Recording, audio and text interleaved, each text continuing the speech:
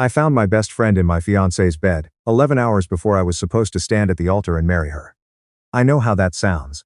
I know it sounds like something you'd read on Reddit at 2 in the morning, while your coffee goes cold. I know it sounds like it couldn't possibly be real, but I've had 4 years to sit with it, and I can tell you, it's real. Every single part of it. My name doesn't matter. What matters is that on a Saturday morning in late September, in a suburb just outside of Calgary, my entire rearranged itself in about 30 seconds flat. Her name was Ivy. We'd been together for 3 years, engaged for 8 months. She was a dental hygienist. She had this laugh that made strangers turn around in restaurants. She made very good pie. I'm not saying any of this to make you feel sorry for me. I'm saying it because I want you to understand that I genuinely loved her. I wasn't sleepwalking through the relationship. I was all in. My best friend's name was Conrad. We'd known each other since grade 7. We played hockey together through high school, drove each other to job interviews, stood up at each other's low points. He was supposed to be my best man. His speech was on his phone. He'd read me a draft of it 2 weeks earlier, and I'd made fun of him for tearing up while he read it out loud. The rehearsal dinner had been the night before. Nothing big. Just family in the wooden steakhouse in the city. Everything went fine. Ivy seemed happy. Conrad made a toast that was actually pretty heafy. My parents drove back to their hotel. Ivy and I hugged in the parking lot, did the whole last night apart before the wedding thing. And I drove to my apartment. I want to be clear about something, because it matters to the story. I did not go back to her parents' house that night, because I was suspicious. I went back the next morning, because I'd left my suit jacket hanging in the front closet. Not in the guest room, not in some strange location. The front closet, because her parents had offered to iron it the day before, and I'd dropped it off Thursday, and completely forgotten to pick it up. I was already dressed in my shirt and trousers. I just needed the jacket. It was about 9:30 in the morning. The wedding was at 8:30 that evening. Ivy's parents, Gerald and Maureen, were good people. They lived in a split level in Arbor Lake, with a ceramic rooster on the front porch, and a Japanese maple that Gerald trimmed obsessively every fall. They were out that morning.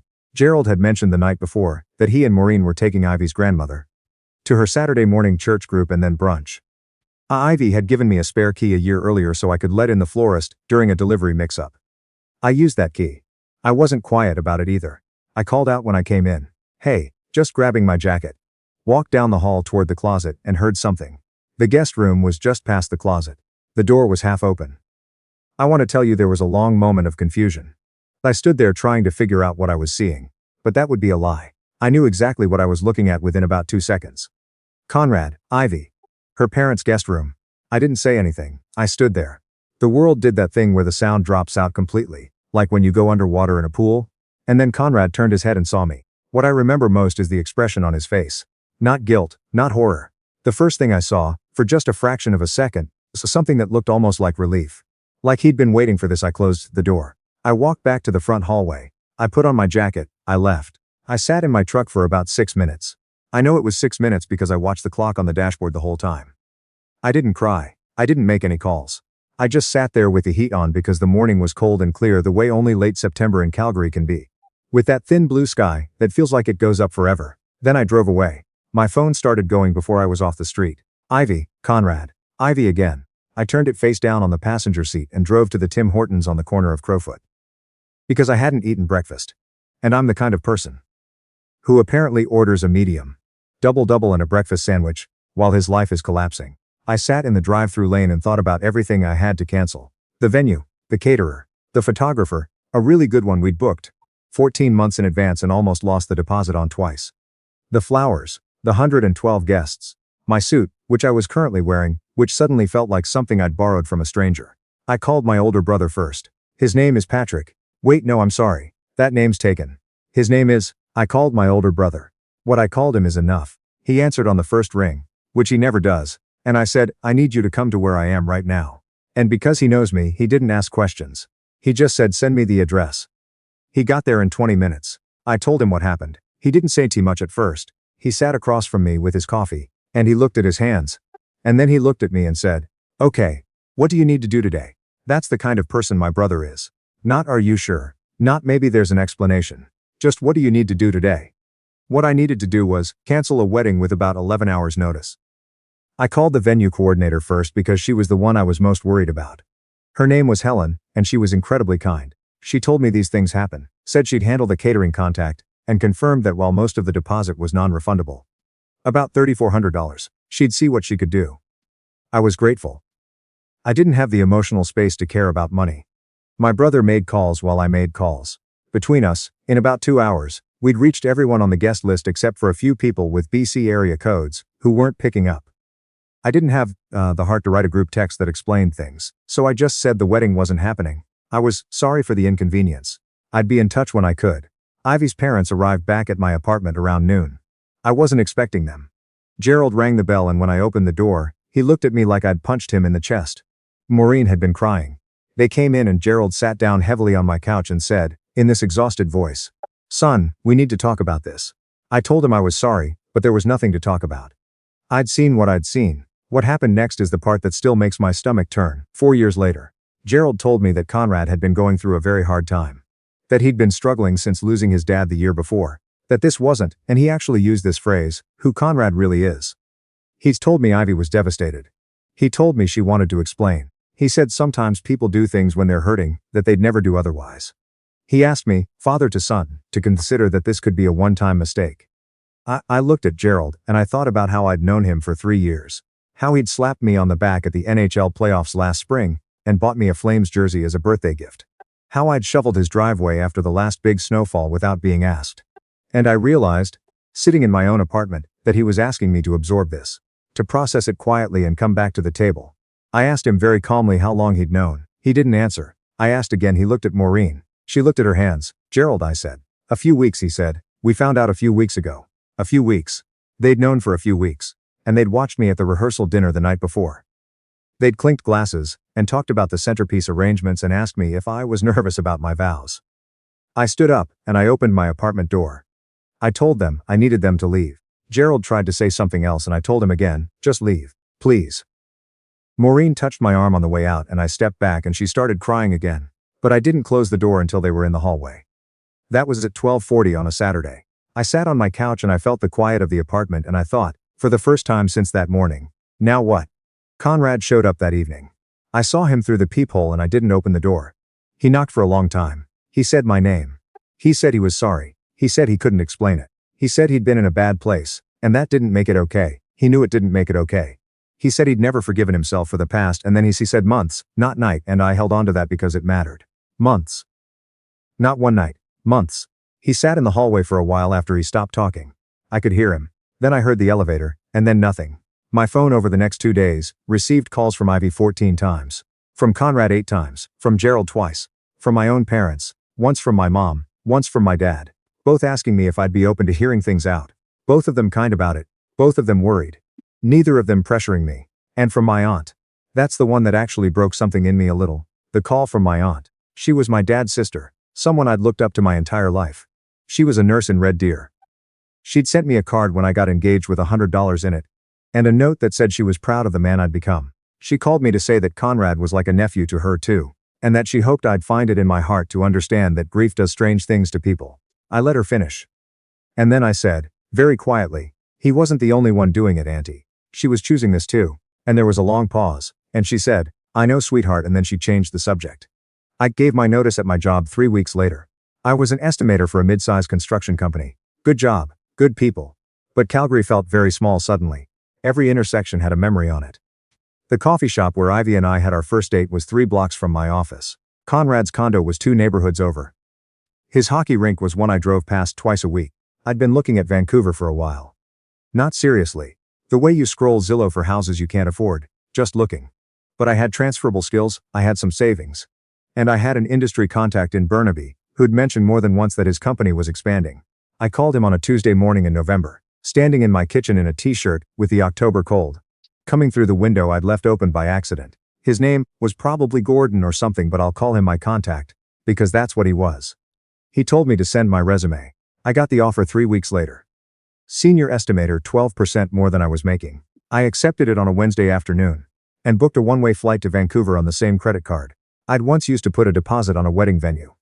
I told my family I was moving. My parents were quiet about it, in the way that meant they were worried, but they trusted me. My brother drove me to the airport. In the departures lane, he got out of the car and hugged me the way men hug when they're scared of something, with both arms and too long, and then he said, call me when you land, and got back in the car. I called him when I landed. Vancouver in December is gray and wet, and the mountains are invisible for weeks at a time behind the clouds. And I loved it. I loved the anonymity. I loved not recognizing anyone in the grocery store. I rented a one-bedroom in East Van, with exposed brick, and a radiator that clanked all night, and I slept better than I had in months. I made new friends slowly. The way adults do. Through work, through a recreational hockey league I joined in the spring, through a coworker named Ted, who invited me to his barbecue in July, and turned out to have excellent taste in whiskey, and bad taste in hockey teams. I dated a little, cautiously, nothing serious until about 18 months in, when I met a woman through friends, who I'll only say is very good at her job and very patient with mine. I didn't talk to Conrad or Ivy. I didn't look them up. I changed my number before I left Calgary, and gave the new one only to family and 2 friends from before. I didn't hate them.